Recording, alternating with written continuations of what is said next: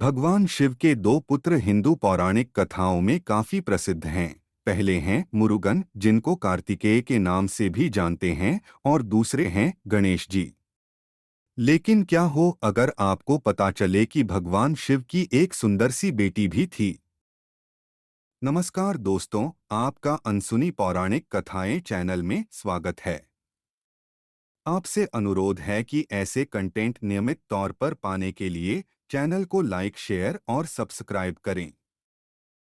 जी हाँ, भगवान शिव एवं पार्वती जी की एक बेटी भी हैं, जिनका नाम अशोक सुंदरी है। हालांकि वह एक प्रसिद्ध देवी नहीं हैं, लेकिन वह विभिन्न रूपों में भारत के बहुत सारी लोक कथाओं में दिखाई देती हैं। देवी अशोक सुंदरी का जन्म देवी पार्वती की इच्छा से हुआ था। पद्म पुराण और कई अन्य गुजराती लोक कथाओं में इस बात का उल्लेख है। शिव पुराण में भी भगवान शिव के एक साधु से गृहस्थ जीवन अपनाने का विस्तृत वर्णन है। पहले भगवान शिव एक निर्लिप्त साधु थे, जो सांसारिक सुखों में शामिल नहीं होते थे। लेकिन चूंकि भगवान शिव का विवाह देवी पार्वती से हो जाता है, इसलिए वे एक पूर्ण गृहस्थ जीवन को अपना लेते हैं और उस जीवन के एक हिस्से के रूप में वे 3 बच्चों के पिता बन जाते हैं, जिनमें से एक कन्या भी थी। इन पौराणिक कथाओं के अनुसार देवी पार्वती ने एक बार शिव जी से उन्हें दुनिया के सबसे सुंदर उद्यान में ले जाने का अनुरोध किया। उनकी इच्छा के अनुसार शिव जी उन्हें नंदनवन ले गए, जहां पार्वती जी ने कल्पवृक्ष के नाम से जाने जाने वाला एक वृक्ष देखा, जो किसी की भी इच्छा को पूरा कर सकता था। और क्योंकि भगवान शिव राक्षसों से लड़ने के लिए अक्सर कैलाश पर्वत से बाहर जाते थे, जिसके कारण देवी पार्वती अक्सर अकेलापन महसूस करती थीं। पार्वती जी ने अपना अकेलापन दूर करने के लिए कल्पवृक्ष से एक पुत्री मांगी, और इस प्रकार देवी की इच्छा के अनुसार ही अशोक सुंदरी देवी का जन्म हुआ। यहाँ अशोक शब्द का अर्थ है दुख रहित, और पुत्री के होने से पार्वती जी दुख से मुक्त हुईं, और चूंकि वह छोटी बच्ची बहुत सुंदर थी, इस कारण ही पुत्री का नाम अशोक सुंदरी पड़ा।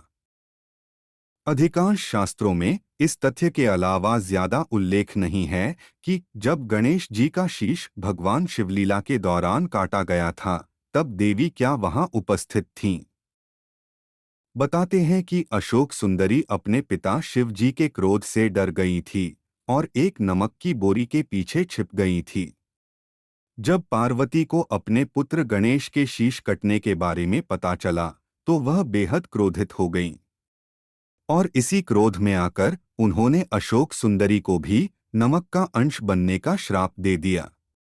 बाद में जब गणेश जी का सिर शिवजी द्वारा स्थापित किया गया, तो देवी पार्वती ने अपनी बेटी को भी जीवित किया और उन्हें शांत किया।